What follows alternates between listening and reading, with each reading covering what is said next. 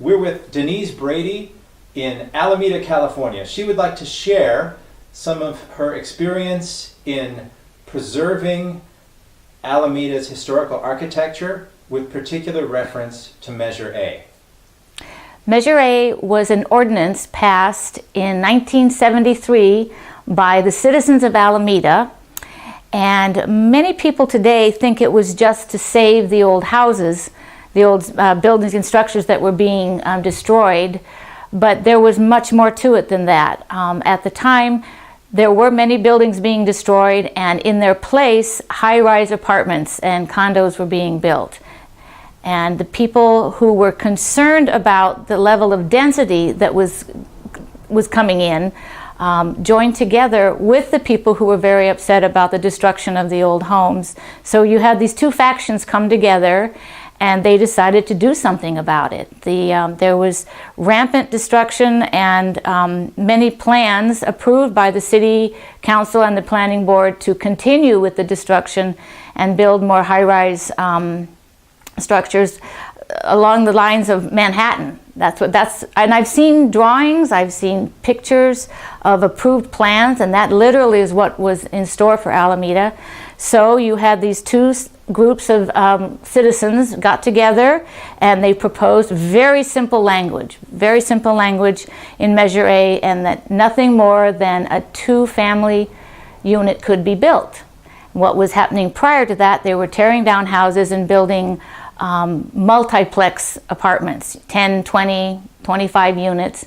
So what Measure A would do would stop that, and it eliminated the motivation to tear down the single-family homes, because building a duplex just wasn't as economically attractive.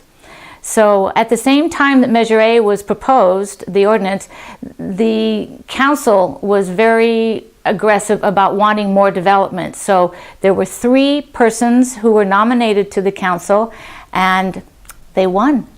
So you had both of these things coming in, and that, in my opinion, is really what saved Alameda and why we were able to maintain the historic character of this town. It was largely, the group was called the Alameda Victorian Preservation Society. They came together. Later, we changed the name, the preservation group that I was a part of. We changed the name from the Alameda Victorian Preservation Society to the Alameda Architectural Preservation Society at my behest. I suggested that, and everyone agreed, because even though we are well known for our Victorian architecture, it goes beyond that. We have the neoclassic architecture that was so prevalent after the big earthquake in 1906, and that followed by the craftsman, and then the lovely homes built in the 20s and 30s and 40s that are spread throughout the island. Can you outline the dynamic between the desires of developers and the wishes of the people, the residents who live in Alameda? Oh, definitely. Because of our proximity to San Francisco, there has, as long as I've been here, and I've heard even further back, there's always been a desire to build lots and lots of multiplexes, apartments, condominiums, and high-density housing in Alameda. And it was the local community, the people who lived here, who fought it, and they were not able to do it through the council members, the current people in charge of government here. So that's why they took it upon themselves to create and draft Measure A, and also run 3 candidates to change the council. Alameda is an island, okay? We're not Emeryville. We're not Oakland. We're not Fremont. We're not San Jose. Alameda is an island. We're a very finite geographical spot. We're surrounded by water. There are only 5 means of egress on the island. There's the tube, the tunnel, and 4 bridges.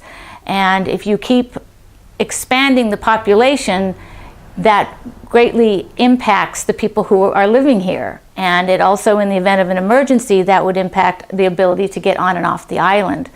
As long as I've been here, which is almost 40 years, The developers have always wanted to come in and change Measure A. They don't like it because it impacts the amount of dense development that they really want to bring here. So it was really incumbent upon the people who lived here. I wasn't here at that time in 1973 when it passed, but when I moved here in 1979, I learned about it, and I could see as I drove around the island where once had been single family or possibly duplex houses were these big apartment buildings, rabbit hutch style apartment buildings. And it really did change the character of Alameda, and it would have been much worse had Measure A not been enacted by the local citizens of Alameda.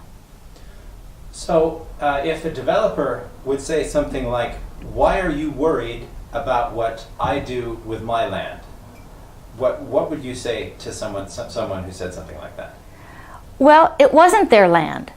They were encouraging people to destroy their homes, their single-family homes, and build high-density apartments on them because it was they could get a lot of money for doing that. And I don't want to disparage people getting money, but the traffic was being impacted, the social services in town, more people, and it was rapidly becoming more populated. That impacts the schools, the hospitals, the roads, and as I said, getting on and off the island has gotten worse, not better, with the amount of people coming in.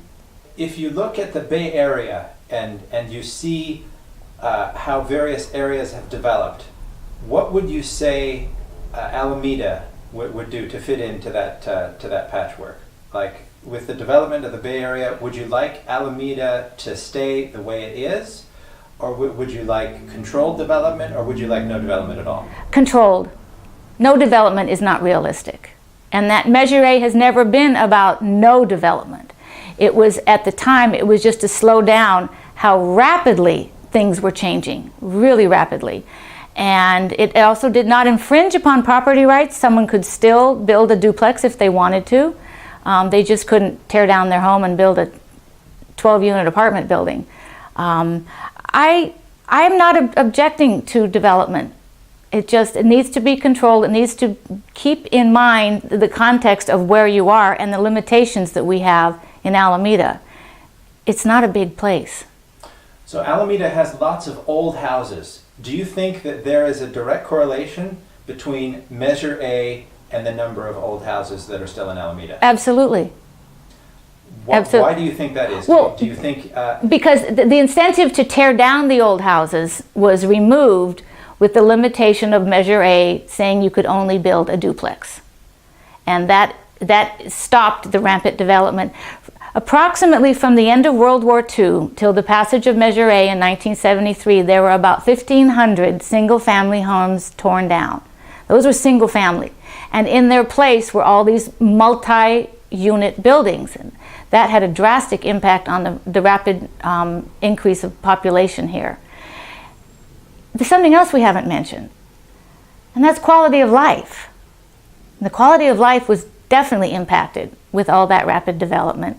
I wasn't here, but I've heard it from people who were, and you can see it as you go around the island. You can see what parts of the island have been preserved and what parts were lost to development. So when people come here looking for a house, what kind of house do they look for? Do they like these old houses, or do they want something else? We get various types. A lot of people that come here, if they're not looking for a newer house out on the Harbor Bay area or some of the newer development behind Target, they do want the charm of the old neighborhoods. They love the old houses, the tree-lined streets.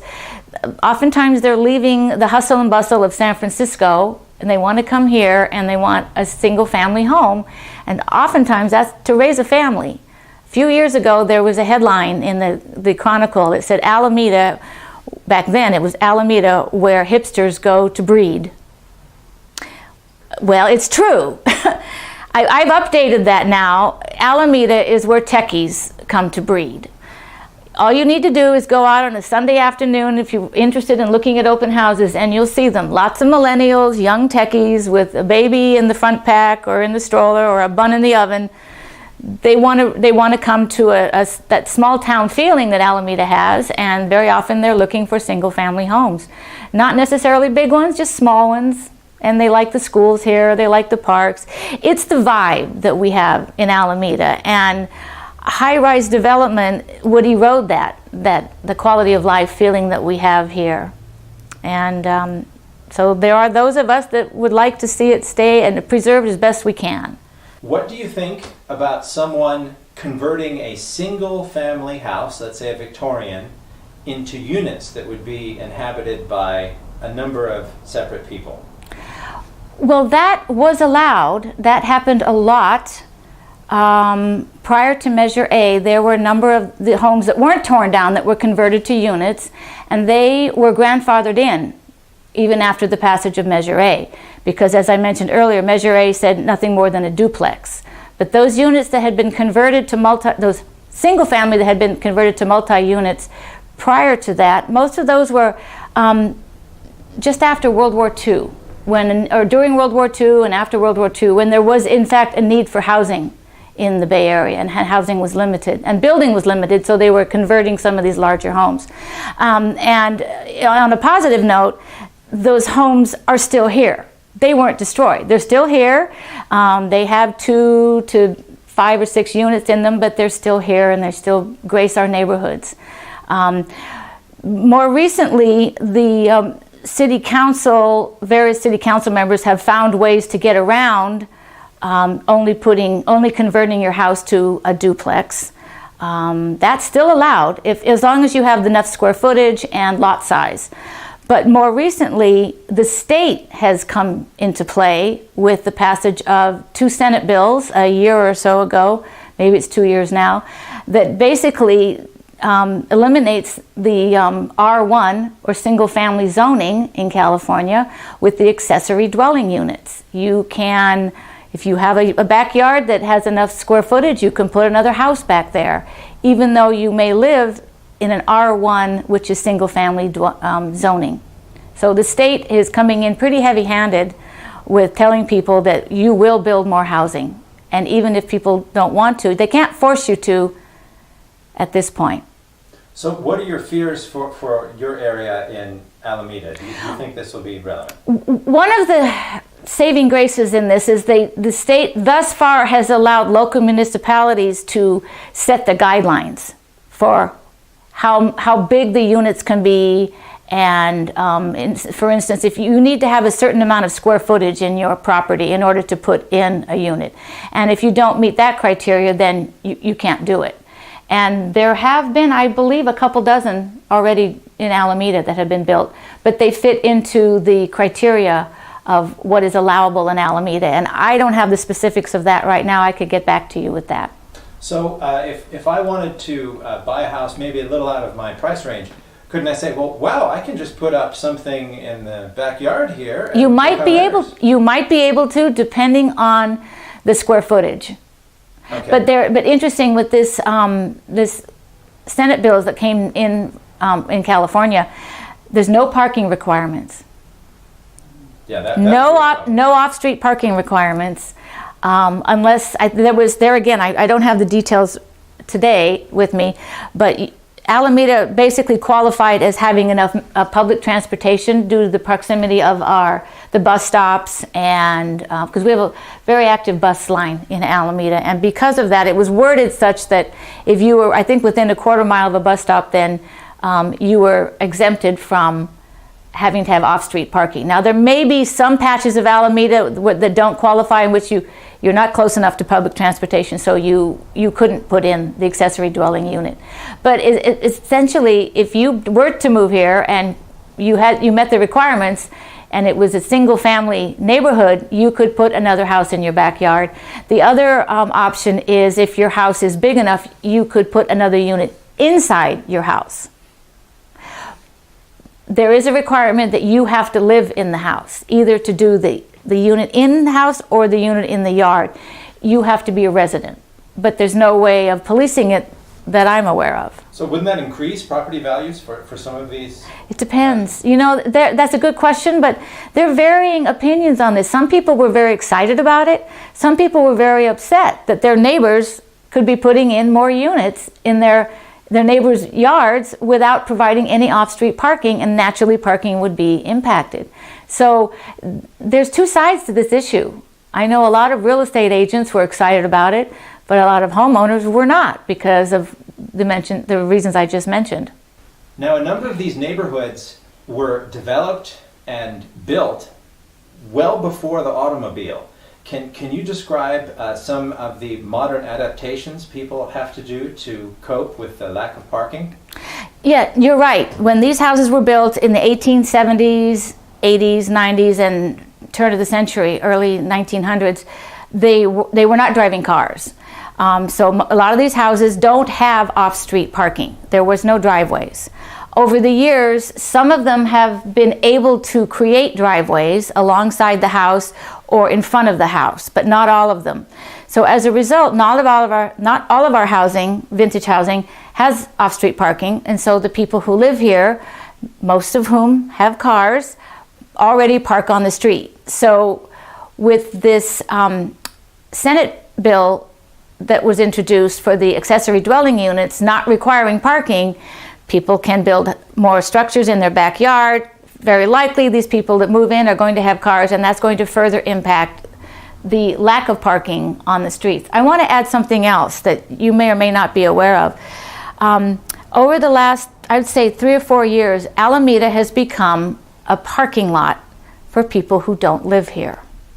I know of people who drive in from San Leandro, Oakland, they park in Alameda and ride the bus to San Francisco. So I've seen the parking impacted, particularly during work days, Monday through Friday, and there's certain parts of Alameda that are impacted even more by cars coming into Alameda and using it as a parking lot, and then they leave at the end of the day. You may not have known that. No. Well, I think there's every reason to believe that a number of local ordinances as well as state laws should be fine-tuned so that they meet the needs of the residents a little bit better. I think the people who are pushing this high density and the idea that the people are not going to have cars, I don't know what they're thinking. They're just not being realistic. Sure, a lot of young, able-bodied people can have a lifestyle that doesn't have a car, but not everyone is able-bodied, and young families with children that need to go to school or to the doctors or grocery shopping, they're not going to be inclined to get on a bus to do that. Maybe in San Francisco, they're used to it. Manhattan, but that's not Alameda, and I hope it never is. Hello, my name is Denise Brady, and we are here at my Victorian house in Alameda. It looks lovely, doesn't it? Like a Queen Anne Victorian should, but it hasn't always looked like this. When my husband and I bought this house in 1994, right before Christmas, it was unrecognizable as a Victorian. It was covered with asbestos and all the gingerbread had been removed. It had been on the market for quite a while because nobody wanted it. And we were just a little crazy enough to take this on, and the local preservation society was very glad that we did, and they cheered us along emotionally but not financially. So we undertook the project of removing the asbestos siding carefully, and then we had to deal with the safe disposal of that. Then we systematically replicated what we thought was the gingerbread and all the ornamentation on the house. We did not have any pictures of the original exterior, sadly. But we were fortunate to find 6 other homes in the neighborhood that were built by the same architect in the 1890s, and we decided to take bits and pieces, different elements from the different homes, and do a collage on our house. Unfortunately, we had good contractors. One of the most important was my brother-in-law, who was able to replicate some of the fine filigree and detail work that you'll see. The porch was not there. The portico was not there. everything you see right now was basically replicated over the years. In addition to the pretty stuff on the outside, we essentially rebuilt all the infrastructure, the foundation, the wiring, the plumbing, the heating, the roof, the windows. There's probably more, but I try not to think about all that. It's been a 25-year project, and I have to say it was worth it, and I think my husband would agree. It's worth it. These houses are worth saving. They are made from very, very old timbers from the redwood forest. Thankfully, those timbers can't be cut down anymore due to the preservation of the national forest. So you literally cannot get these timbers anymore. So one more reason to save them. And we're very fortunate in Alameda that there has been a concerted effort to try to save these houses, not just the Victorians, but historic homes in general. The cutoff period for Alameda's historical designation is the beginning of World War II. Any house built in Alameda prior to the commencement of World War II is considered to have historic significance. We're here on Encinal Avenue, which is also State Highway 61, if you look on a California map. Originally, this was a train line. People in Alameda could board the train at one of the train stops along Encinal as well as along Lincoln Avenue and end up at the ferry terminal all the way at the west end of the island. And the ferry terminal was called the Mole, and you could catch a ferry over to San Francisco. And there was a fair amount of the working population who lived here and went to San Francisco to work.